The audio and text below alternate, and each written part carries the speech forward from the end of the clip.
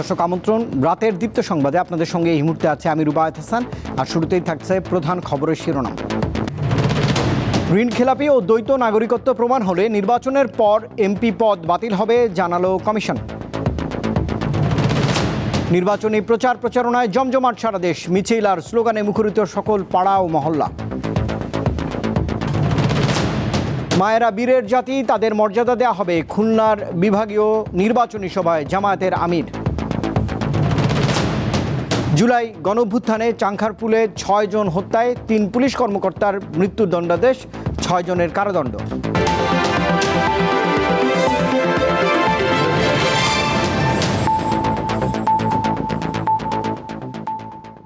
এবারে পুরো আয়োজন। ঋণ খেলাপি ও দ্বৈত নাগরিকত্বের বিষয়ে প্রমাণ হলে নির্বাচনের পরও এমপি পদ বাতিল করতে পারে নির্বাচন কমিশন। প্রয়োজনে আইনানুগ ব্যবস্থা নেওয়া হবে বলে জানিয়েছেন নির্বাচন কমিশনার আব্দুর রহমান এল মাসুদ।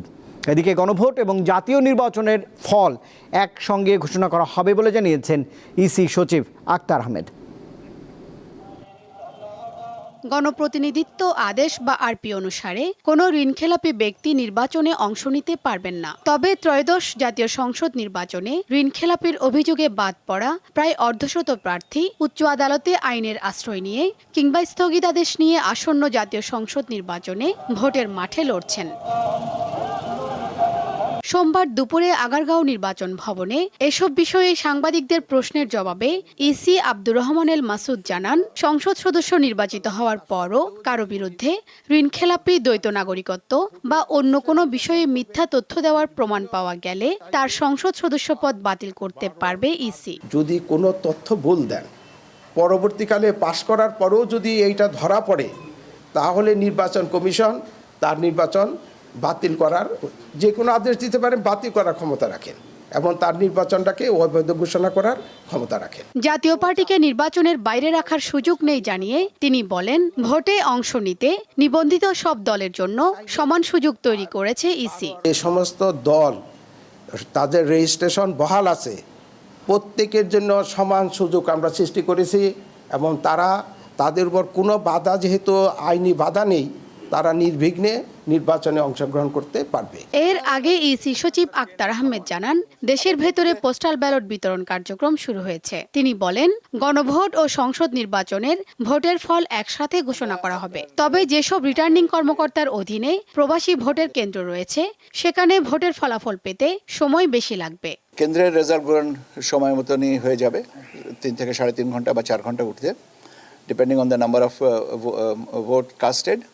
কিন্তু আপনার যে সমস্ত রিটার্নিং অফিসারের কাছে প্রবাসীদের ভোটের যে কেন্দ্রগুলো, সেখানে আপনার গণনার সময় বেশি লাগবে। সচিব জানান, আচরণবিধি লঙ্ঘনের অভিযোগ ইসিতে নয়, 300 আসনের সংশ্লিষ্ট ইলেকটোরাল ইনকোয়ারি কমিটি বা রিটার্নিং কর্মকর্তার কাছে জানাতে হবে। সেই সময়টুকুতে দেখা যায় যে ওইটার গুরুত্বটা ডাই ডাউন করে যাচ্ছে। শিউলি শবনম, দীপ্ত সংবাদ, ঢাকা। আসন্ন জাতীয় সংসদ নির্বাচনে সশস্ত্র বাহিনীকে নিরপেক্ষতার সঙ্গে দায়িত্ব পালনের নির্দেশনা দিয়েছেন প্রধান উপদেষ্টা ডক্টর মোহাম্মদ ইউনূস। ত্রয়োদশ জাতীয় সংসদ নির্বাচন ও গণভোট উপলক্ষে সোমবার সেনা, নৌ ও বিমান বাহিনীর ঊর্ধ্বতন কর্মকর্তাদের সঙ্গে মতবিনিময়কালে তিনি এমন নির্দেশনা দিয়েছেন। প্রধান উপদেষ্টা দেশের বিভিন্ন প্রয়োজনে সশস্ত্র বাহিনীর গৌরবোজ্জ্বল এবং দায়িত্বপূর্ণ ভূমিকার কথা উল্লেখ করেন এবং পেশাদারিত্বের সঙ্গে দেশের আইনশৃঙ্খলা রক্ষার বজায় রাখার জন্য সশস্ত্র বাহিনীর প্রতি আন্তরিক ধন্যবাদ এবং কৃতজ্ঞতা প্রকাশ করেছেন। সেনা সদরের হেলমেট অডিটোরিয়ামে এই সভাটি অনুষ্ঠিত হয়েছে। জাতীয় সংসদ নির্বাচনের প্রচার প্রচারণায় জমজমাট সারা দেশ, খণ্ড খণ্ড মিছিল ও স্লোগানে মুখরিত পাড়া মহল্লা থেকে গ্রামীণ জনপথ। প্রতিদ্বন্দ্বী প্রার্থীরা ভোটারদের আশ্বস্ত করতে দিচ্ছেন নানা প্রতিশ্রুতি। চট্টগ্রামকে লজিস্টিক হাব হিসেবে গড়ে তোলা হবে বলে জানিয়েছেন চট্টগ্রাম 11 আসনের প্রার্থী আমির খসরু মাহমুদ চৌধুরী। সোমবার সকালে চট্টগ্রাম নগরীর পশ্চিম নিমতলা এলাকায় নির্বাচনী প্রচারণা চলাকালে দলীয় নেতাকর্মীদের উদ্দেশ্যে এসব কথা বলেন তিনি। এটা হবে ট্রেডিং পোস্ট বাংলাদেশের জন্য না, পুরো দক্ষিণ এশিয়ার, এই সমস্ত উত্তর পূর্ব এশিয়া আশেপাশের দেশ যেগুলো আছে সবগুলোর সাথে আমাদের এখান থেকে ব্যবসা হবে ইনশাআল্লাহ। এটা লজিস্টিক সেন্টার হবে, চট্টগ্রাম এয়ারপোর্ট হবে, এটাও কিন্তু একটা হাব হবে। চট্টগ্রাম ৫ আসন থেকে প্রতিদ্বন্দ্বিতা করছেন বাংলাদেশ খেলাফত মজলিসের প্রার্থী মাওলানা নাসির উদ্দিন মুনির। সকালে তিনি গণসংযোগ করেন হাটহাজারী মাদ্রাসা এলাকা, বাস স্ট্যান্ড এবং বায়েজিদ জালালাবাদ এলাকায়।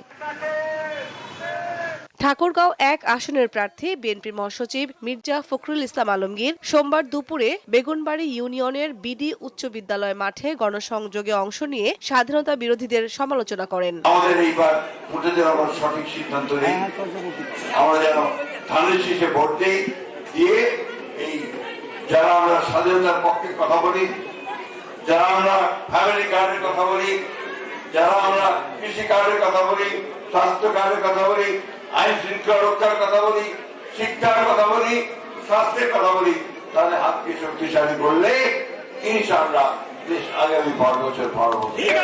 গাইবান্ধা ৩ আসনে দলীয় ও স্বতন্ত্র মোট ১০ জন প্রার্থী প্রতিদ্বন্দ্বিতা করছেন।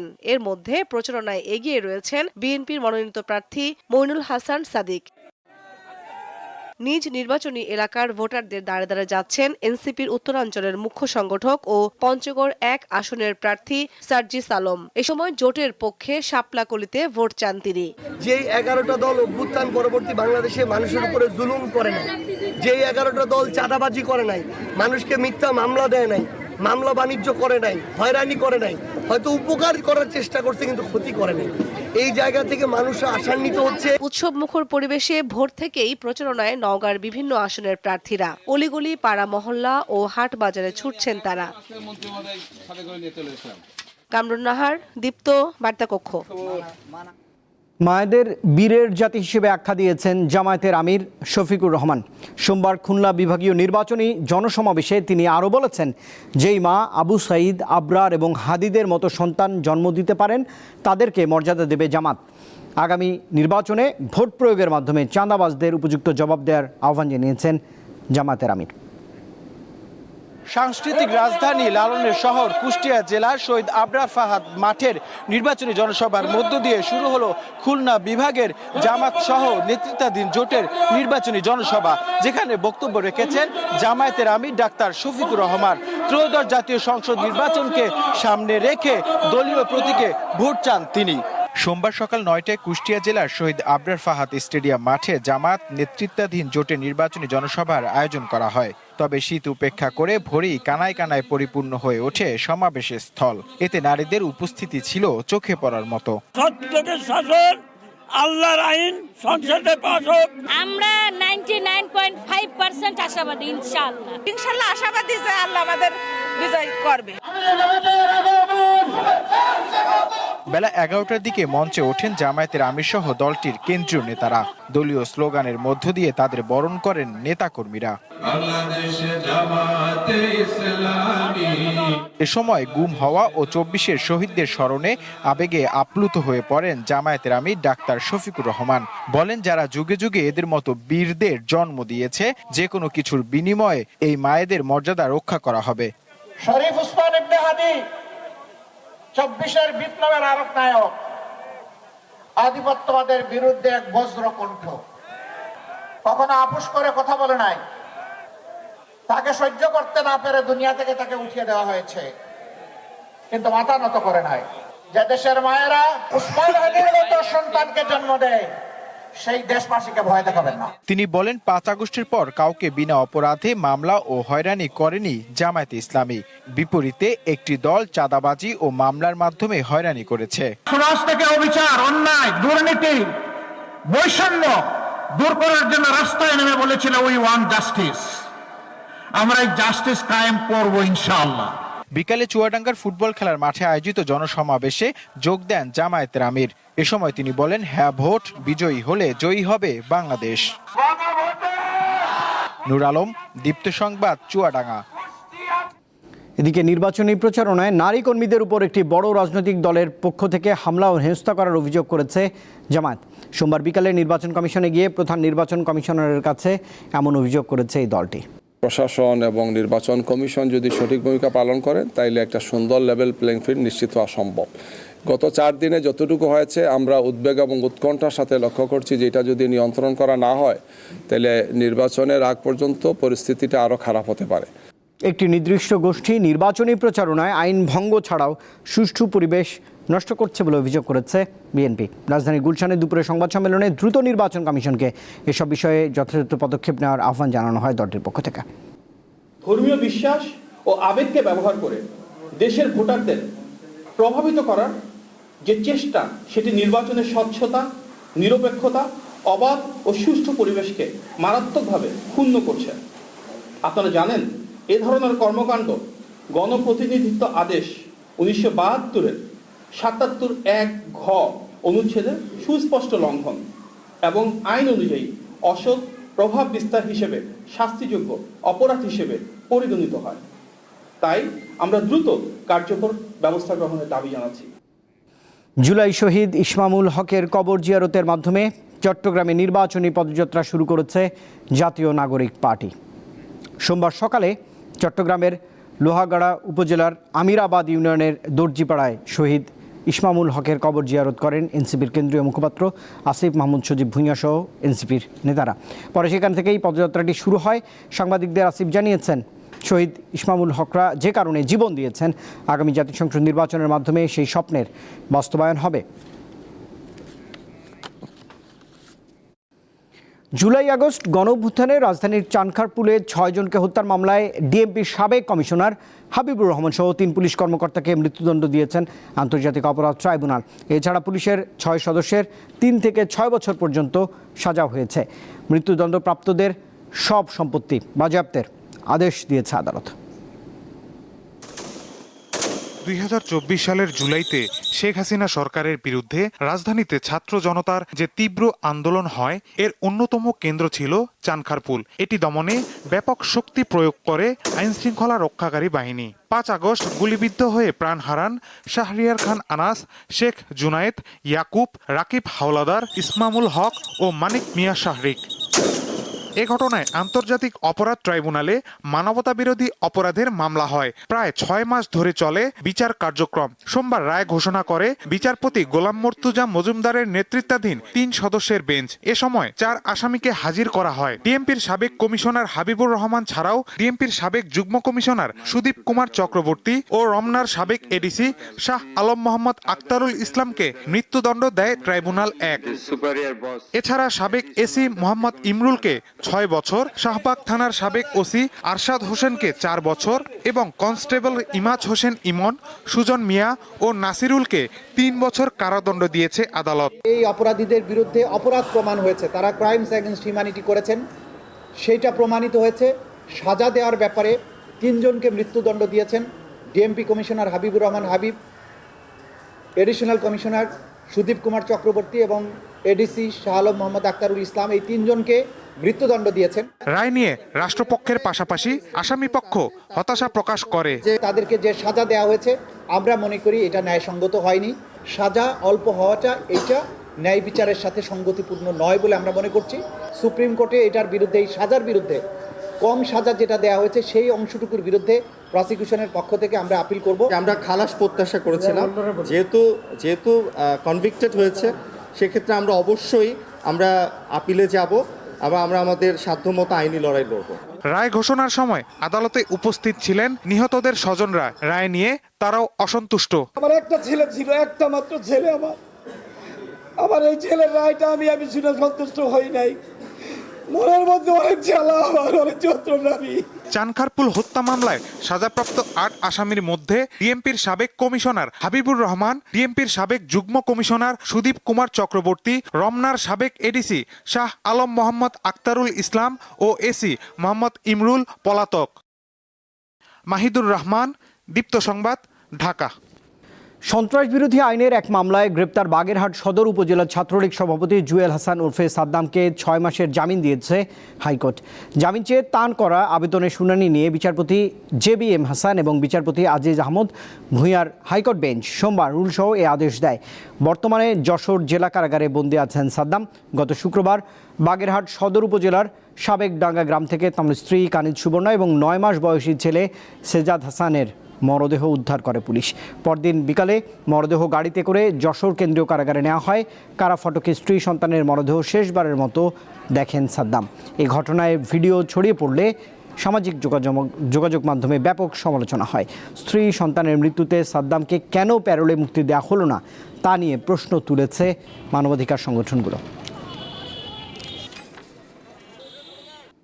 2024 সালের জুলাই আগস্টের গণঅভ্যুত্থানে অংশগ্রহণকারীদের আইনি সুরক্ষা প্রদানে জুলাই গণঅভ্যুত্থান অধ্যাদেশ 2026 জারি করেছে সরকার। এর মাধ্যমে আন্দোলনকারীদের বিরুদ্ধে দায়েরকৃত মামলা প্রত্যাহার করা হবে। সোমবার আইন, বিচার ও সংসদ বিষয়ক মন্ত্রণালয়ের লেজিসলেটিভ ও সংসদ বিষয়ক বিভাগ থেকে এই সংক্রান্ত গেজেট প্রকাশ করা হয়েছে। অধ্যাদেশে 2024 সালের 1 জুলাই থেকে শুরু হওয়া জুলাই গণঅভ্যুত্থানের পক্ষে অংশগ্রহণকারী ছাত্র জনতাকে ও গণঅভ্যুত্থানকারী হিসেবে অভিহিত করা হয়েছে। তাদের বিরুদ্ধে দায়েরকৃত সকল দেওয়ানি ও ফৌজদারি মামলা প্রত্যাহার করার কথাও বলা হয়েছে। বিভিন্ন ঘটনায় সমালোচনার মধ্যে ফেসবুক পোস্টে পদত্যাগের সিদ্ধান্তের কথা জানিয়েছেন ডাকসুর কার্যনির্বাহী সদস্য সর্বমিত্র চাকমা। সোমবার দুপুরে ফেসবুক পোস্টে তিনি বলেন, কারো প্রতি অভিমান বশত বা প্ররোচিত হয়ে পদত্যাগের সিদ্ধান্ত নয়। কাজ করা যেখানে কঠিন ও অসম্ভব সেখানে পদ ধরে রাখার কোনো মানে নেই। ঢাকা বিশ্ববিদ্যালয়ের মাঠে খেলতে যাওয়ার কয়েকজন শিশুকে কান ধরে উঠবোস করানোর ঘটনায় সমালোচনার মধ্যেই তার এমন সিদ্ধান্ত এলো। তবে এর মধ্যে পদত্যাগপত্র দিয়েছে কিনা সে বিষয়ে ফেসবুক পোস্টে স্পষ্ট করেননি সর্বমিত্র। ডাকসু নির্বাচনে ইসলামী ছাত্র শিবির সমর্থিত প্যানেল থেকে বিজয়ী হন সর্বমিত্র চাকমা। দায়িত্ব নেবার পর থেকে একাধিক ঘটনায় সমালোচনার মুখে পড়েন এই শিক্ষার্থী। শূন্য দারিদ্র্য, শূন্য বেকারত্ব ও শূন্য কার্বন নিঃসরণ নিয়ে আন্তর্জাতিক পরিসরে কথা বলা হলেও দেশে বাস্তবায়নের কোনো কার্যকর উদ্যোগ দেখা যায়নি। সোমবার আন্তর্জাতিক ক্লিন এনার্জি দিবস উপলক্ষে আয়োজিত মানববন্ধনে এই কথা বলেন ট্রান্সপারেন্সি ইন্টারন্যাশনাল বাংলাদেশের নির্বাহী পরিচালক ইফতেখারুজ্জামান। প্রধান অতিথির বক্তব্যে তিনি বলেন, ক্লিন এনার্জি দিবস পালনের মূল উদ্দেশ্য সচেতনতা সৃষ্টি করা, বিশ্বব্যাপী সকল নাগরিককে, বিশেষ করে রাষ্ট্র ক্ষমতার দায়িত্বে থাকা ব্যক্তিদের সচেতন ও সক্রিয় করা। কিন্তু সেই লক্ষ্য বাস্তবায়নে সরকার ব্যর্থ হয়েছে বলে তিনি জানান। সরকারের কাছে আহ্বান জানাবো, তাদের মেয়াদ শেষ হচ্ছে, মেয়াদ শেষ হওয়ার পর তারা নিজেরা একটি শ্বেতপত্র প্রকাশ করবেন। এই শ্বেতপত্রকে ফ্রিজেরকে কেন্দ্র করে আন্তর্জাতিকভাবে যে প্রচারণা করে থাকেন, জাতীয়ভাবে সে প্রচারণার পাশাপাশি কতটুকু দায়িত্ব পালন করেছেন, এই তিনটি বিষয়কে কেন্দ্র করে এই বিষয়ে আমরা মনে করি দেশবাসী জানতে চাইবে। দেশে প্রথমবারের মতো ফ্রি ট্রেড জোন এবং সামরিক ইন্ডাস্ট্রিয়াল জোন করার সিদ্ধান্ত নিয়েছে অন্তর্বর্তীকালীন সরকার। সোমবার রাজধানীর ফরেন সার্ভিস একাডেমিতে প্রেস ব্রিফিংয়ে বাংলাদেশ বিনিয়োগ উন্নয়ন কর্তৃপক্ষের নির্বাহী চেয়ারম্যান চৌধুরী আশিক বিন হারুন এমন তথ্য নিশ্চিত করেছেন। ফ্রি ট্রেড জোনের ন্যাচারাল সেট আপ হচ্ছে, সেটার পাশে আসলে আপনার সমুদ্রের সাথে কানেকশন থাকা লাগবে। ফ্রি ট্রেড জোন পৃথিবীর খুব কম দেশেই একদম ল্যান্ডলক ফ্রি ট্রেড জোন আছে, ইটস ভেরি ডিফিকাল্ট। এবং স্পেশালি যেহেতু আমাদের বাংলাদেশে এটা প্রথম ফ্রি জোন হচ্ছে, সেই ফ্রি জোনটাতে আমাকে আসলে একটা জেটির ব্যবস্থা দিতেই হবে, যেখান থেকে জাহাজে করে গুডস নিয়ে যাওয়া যাবে। আগামীকাল মঙ্গলবার থেকে ঢাকায় আলফামার্ট ট্রেডিং বাংলাদেশের যাত্রা শুরু হচ্ছে। আলফামার্ট ইন্দোনেশিয়া এবং জাপানের যৌথ বিনিয়োগে গঠিত কোম্পানি। বাংলাদেশে এই প্রতিষ্ঠানের অংশীদার হিসেবে রয়েছে কাজী ফার্মস গ্রুপ। সোমবার সন্ধ্যায় রাজধানীর একটি হোটেলে আয়োজিত অনুষ্ঠানে আলফামার্ট ট্রেডিং বাংলাদেশের যাত্রা শুরুর ঘোষণা দেওয়া হয়েছে। এতে দেশের অর্থনীতিবিদ, ব্যবসায়ী এবং সমাজের বিশিষ্ট নাগরিকরা অংশ নেন। এ সময় আলোচকরা বলেন, বাংলাদেশে আলফামার্টের দারুণ সম্ভাবনা রয়েছে। অনুষ্ঠানে অন্যান্যের মধ্যে বক্তব্য রেখেছেন শিক্ষা উপদেষ্টা সিআর আবরার, বার্জার পেইন্টস বাংলাদেশের ব্যবস্থাপনা পরিচালক রূপালী চৌধুরী, বাংলাদেশে নিযুক্ত জাপানের রাষ্ট্রদূত শিনিচি সাইদা, ইন্দোনেশিয়ার রাষ্ট্রদূত লিস্টুয়ালটি এবং কাজী ফার্মস গ্রুপের পরিচালক কাজী জাহিন হাসান।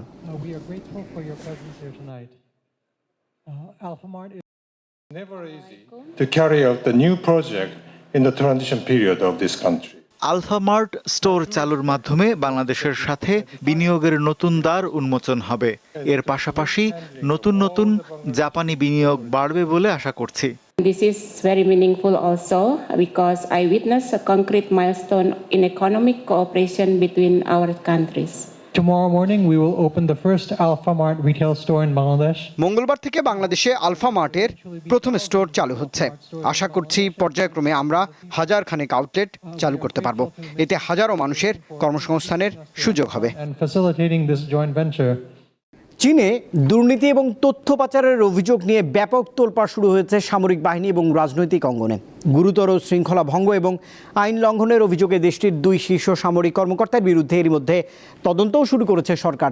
তাদের মধ্যে একজন প্রেসিডেন্ট শি জিনপিং এর বিশ্বস্ত বন্ধু জেনারেল ঝাং ইউশিয়া, চীনের কেন্দ্রীয় সামরিক কমিশনের ভাইস চেয়ারম্যান এবং পিপলস লিবারেশন আর্মির সর্বোচ্চ পদমর্যাদার সক্রিয় কর্মকর্তা শিনহুয়া। সম্প্রতি 75 বছর বয়সী ঝাং এর বিরুদ্ধে যুক্তরাষ্ট্রের গোয়েন্দা সংস্থা সিআইএর কাছে চীনের সামরিক কর্মসূচির গোপন তথ্য পাচারের করার অভিযোগ ওঠে। এই তদন্ত শুরুর আগে চীনের 9 সামরিক কর্মকর্তাকেও বহিষ্কার করেন শি জিনপিং সরকার।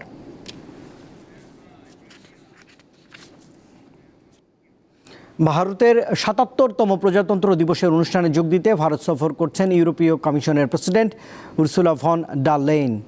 সোমবার দিল্লিতে আয়োজিত প্রজাতন্ত্র দিবসের অনুষ্ঠানে প্রধান অতিথি হিসেবে তিনি যোগ দিয়েছেন। ভারতের প্রেসিডেন্ট দ্রৌপদী মুর্মুর সঙ্গে ঘোড়ার গাড়িতে অনুষ্ঠানস্থলে পৌঁছান উর্সুলা। তাকে অভ্যর্থনা জানিয়েছেন ভারতের প্রধানমন্ত্রী নরেন্দ্র মোদী। ভারতীয় ঐতিহ্যবাহী বেনারসি সিল্কের পোশাক পরে উর্সুলা পুরো অনুষ্ঠান উপভোগ করেছেন। এদিকে উর্সুলার এই সফরে ইউরোপীয় ইউনিয়নের সঙ্গে ঐতিহাসিক একটি বাণিজ্য চুক্তি করতে যাচ্ছে ভারত। মঙ্গলবার উর্সুলার সাথে মোদির শীর্ষ পর্যায়ের বৈঠকে এর চূড়ান্ত ঘোষণা আসতে পারে।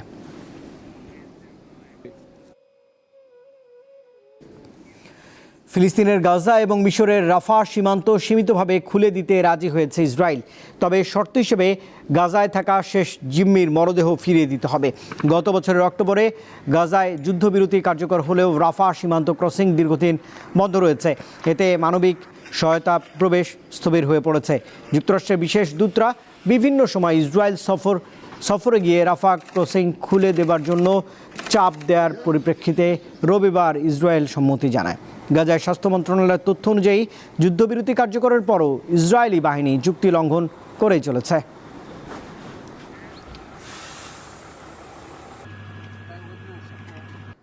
তীব্র শীত এবং ভয়াবহ তুষার ঝড়ে বিপর্যস্ত যুক্তরাষ্ট্রের দক্ষিণ ও পূর্বাঞ্চল।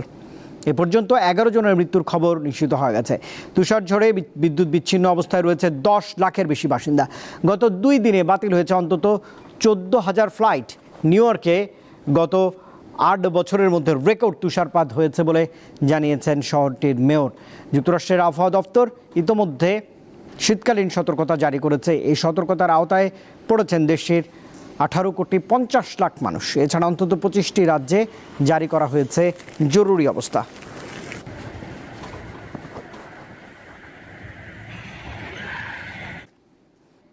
ফিলিপিন্সের দক্ষিণাঞ্চলীয় প্রদেশ বাসিলানে যাত্রীবাহী ফেরি ডুবে অন্তত 25 জনের মৃত্যু হয়েছে। এ ঘটনায় নিখোঁজ রয়েছেন অন্তত 28 জন। ফেরিটিতে 350 জনের বেশি যাত্রী ছিল। স্থানীয় সময় সোমবার ভোরে ফেরিটি বাসিলানের জাম্বোয়াঙ্গা শহর থেকে পার্শ্ববর্তী মন্দানাও প্রদেশের জোলো দ্বীপে যাচ্ছিল, কিন্তু যাত্রা শুরুর কিছুক্ষণের মধ্যেই সেটি ডুবে যায়। কোস্টগার্ড জানিয়েছে 301 জনকে জীবিত উদ্ধার করা সম্ভব হয়েছে। দুর্ঘটনার কারণ এখন পর্যন্ত জানা যায়নি।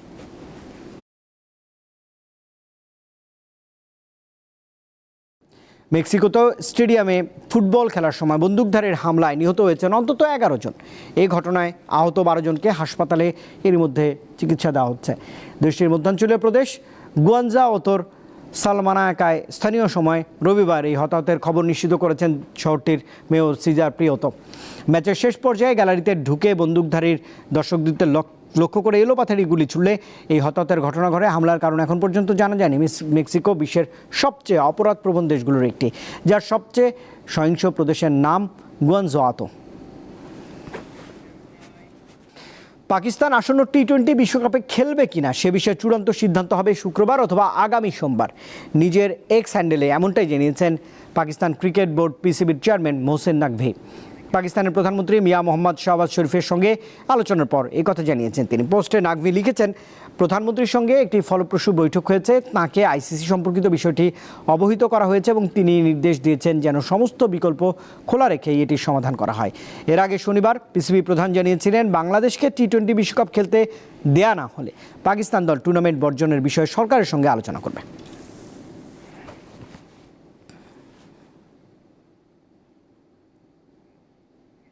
দর্শক, এই খবরের সঙ্গেই রাতের দীপ্ত সংবাদ শেষ করছি। শেষ করার আগে প্রধান খবরের শিরোনাম জানাবো আরেকবার।